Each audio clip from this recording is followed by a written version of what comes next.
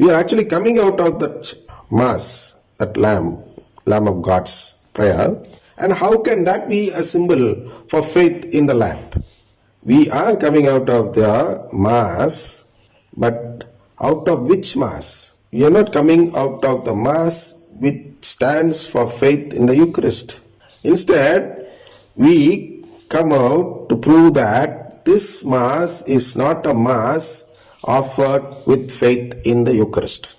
If at all we offer a Mass with faith in the Eucharist, we won't sing that song, the charismatic song, which denies faith in the Eucharistic Lord. Charismatic people, I already explained in the last session, how it is against the Eucharistic faith. I need not go into it once again. But we should first understand that if we keep sitting there, then we also become a member in the charismatic renewal. You cannot say that you don't belong to the charismatic renewal after that. Once you sit in a prayer of the charismatic renewal, then it also means that you have offered the prayer. Once you join in their prayer, then you belong to their faith. You need not go and register in a register or something like that. Nothing like that is there. We register ourselves there as and when we do that act. So if whether you do it willingly or unwillingly is not a question. There needs to be an external sign. So your presence there is an external sign to prove that you don't have faith in the Eucharist. This is how people understand it in heaven, on the spiritual world. And therefore, all those who become members in the charismatic renewal are marked with the sign 666. Meaning that these people are Catholics, but a Catholic without Eucharistic faith. So will 666 be marked in someone who is not a Catholic or in some other denominations of the Christian faith? Will they be marked with this mark, say 666? No, there is no need for God to mark them as 666. Because they already baptized themselves in a different denomination and claim that they don't belong to the faith that is proclaimed in the Catholic Church. Therefore, during the Judgment Day, when God separates goat from sheep, He can easily ask them to separate themselves from the Catholic group. All those non-Catholics come to my left, if God says. Of course, He will not say His left, because as soon as He says left, they will find out that they are going to be rejected and they will never come this side. So, He will just say the opposite there, which would seem as if they will be redeemed before the judgment. It will seem that. So, they will ask them to come to the right of the Lord. All non-Catholics, please come to my right, is what He is going to say. And being happy, because God is calling them to the right side. And right side is a place where He has already promised in Matthew 25 chapter that they are going to be saved. Therefore, they will be very happy and they will immediately come to the right side. Even few people who are Catholics who might also try to come to the right, saying that I also went there once and twice and that and all. They might say something lame excuse and try to come to the right side. Of course, first of all, they will separate themselves from the Catholic group. So for them, God does not need any separate mark. All non-Catholics will come to the right, including Hindus, Muslims, and non-believers. All the people will come to the right. So the problem comes where? To people who claim themselves as Catholics but do not have Eucharistic faith. Here only the problem comes. Therefore, within the Catholic Church, God needs two groups. The group that has to go to His left side and the other group which has to go to His right side. Because both these groups consider themselves as Catholics. But one of them do not have faith in the Eucharistic Lord, which means they have not done this new covenant or made this covenant or agreement with God.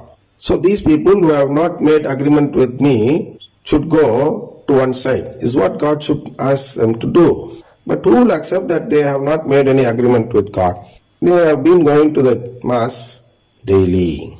They have been reciting the rosary daily. So will they agree that they are someone who has not made any agreement with God? Never will they accept. So He needs another name for them.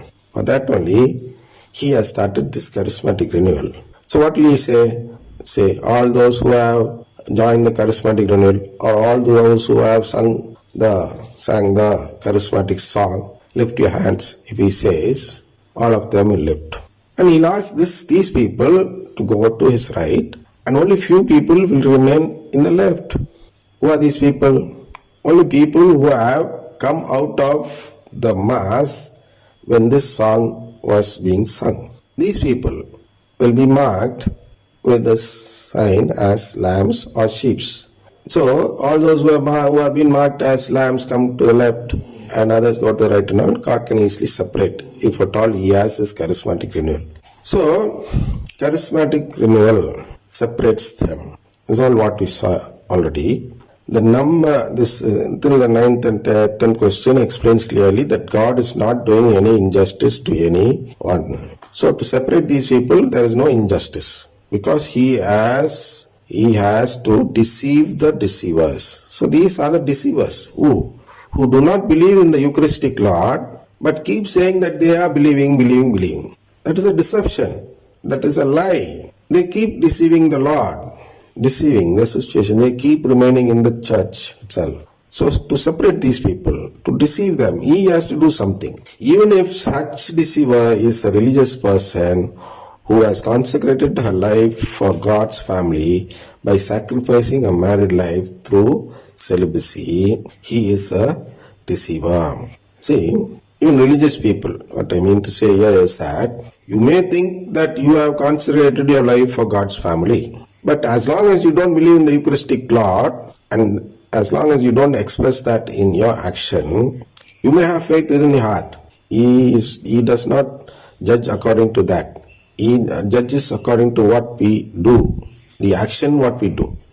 For that he gives another parable where our master has 2 sons, and to one he asked to go to the field, the eldest one of course.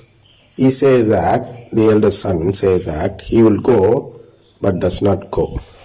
And to the second one, when he asks him to go to the field, the second one says that he will not go, but he goes. This parent will be knowing. But what to infer from it? What is the interpretation we get from it? The action is important and not the words which we utter from the mouth. It is the heart of one. What is inside the heart is revealed through his action. Words alone will not express what we have in our heart. So, whether one works for the family of God or not is not decided according to what you say, but it is being decided according to what you do. That is why it is better to come out of the mass when it becomes a mass of the charismatic renewal. Because God does not see what you say or what is inside your heart. He knows what is inside your heart, of course. He knows what is inside your heart, but still He will not give you that right to become a member in His family if you don't do it in your action. He knows very well that you love Him in your heart. He wants you to express it outwardly in your action. So, all religious people who remain calm during that song are people who are deceiving the Lord. Understand that? Deceiving the Eucharist. Decency overrules faith in the Eucharist.